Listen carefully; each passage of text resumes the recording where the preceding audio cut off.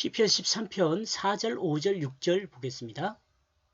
두렵건대 나의 원수가 이르기를 내가 저를 이겼다 할까 하오며 내가 요동할 때 요동될 때 나의 대적들이 기뻐할까 하나이다. 나는 오직 여호와의 인자하심을 의뢰하였사오니 내 마음은 주의 구원을 기뻐하리이다. 내가 여호와를 송축하리니 이는 나를 후대하심이로다. 3절을 했고요. 4절 제가 번역한 내용은요. 4절 내가 미워하고 있는 자들이 소리 지르지 못하게 하소서. 나는 그렇게 흔들리게 될 수 있습니다. 그때 나의 대적들이 기뻐할 것입니다. 내가 흔들리면 기뻐한다는 거죠. 아담의 범죄 이후의 모든 인생은 죄의 성질을 가지고 있습니다. 즉 자기 중심으로 선악을 판단하는 그 가치관이 있는 거죠. 그러므로 어떤 상황에서는 하나님 중심보다는 자기 중심으로 한 그 가치관으로 판단함으로 그리스도인으로 사는 그 삶의 기준이 흔들릴 수 있습니다. 모든 그리스도인이 이와 같은 상황에 처해져 있습니다. 왜냐하면 나와 여러분 이 세속에서 살고 있잖아요. 그런데 주의할 것은 그리스도인을 미워하는 자들은 그리스도인이 이와 같은 죄의 성질을 따라 흔들리고 넘어질 때 환호성을 지른다는 것입니다. 비웃음의 큰 소리로 웃고 또한 크게 광고를 하게 됩니다. 그리스도인이 세속 유혹에 넘어지는 것을 통쾌하게 합니다. 통쾌하다고 여기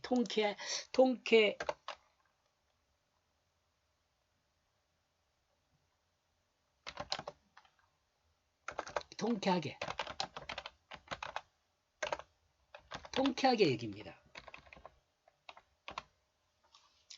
그리스도인도 세상에 하나님을 모르는 사람들과 동일하게 그리스도인도 세상에 하나님을 모르는 사람들과 동일하게 죄의 성질을 가지고 있습니다. 나와 여러분 죄의 성질을 가지고 있어요. 여러분 자신에게 유익한 것이 무엇인지 판단할 수 있는 능력이 있어요. 그러나 그리스도인은 이 능력보다는 하나님 말씀 중심의 판단을 우선하게 되고 결국 하나님 말씀을 따라 섬기는 자로 사는 것을 선택해야 합니다.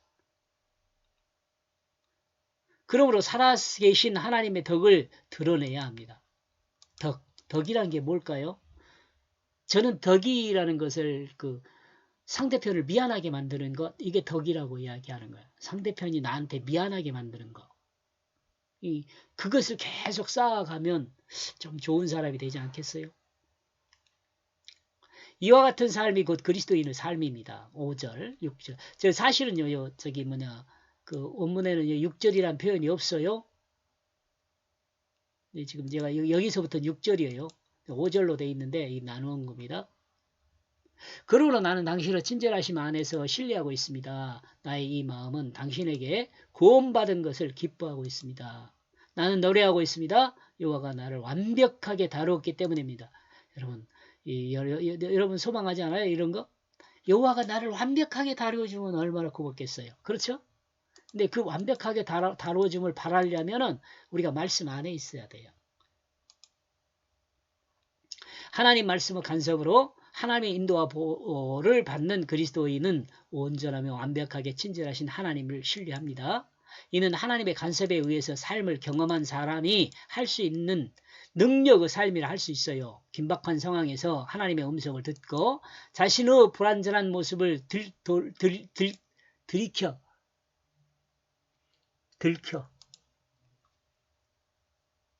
그러네요. 불완전한 모습에서 돌이켜.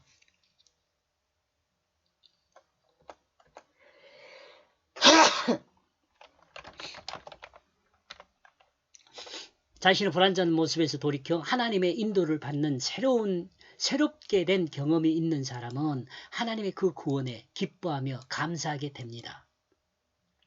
이것은 하나님 말씀 안에 세워진 승리의 삶이죠. 악인들이 하나님의 사람들이 넘어지는 것을 보고 환호하는 소리와는 비교할 수 없는 아름다운 소리로 하나님을 찬양하게 됩니다. 하나님이 하나님의 백성을 완벽하게 다루시고 있는 것과 같이 하나님의 백성도 하나님을 향한 충만한 감사와 찬양을 드리게 되는 것이죠. 이렇게 해서 여기 5절이라고 되어 있는데 여기 6절까지 있는 거예요.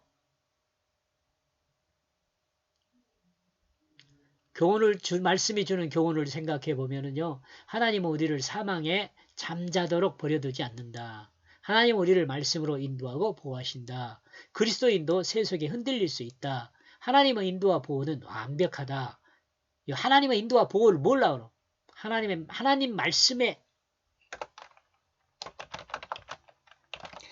말씀의 인도와 보호는 완벽하다.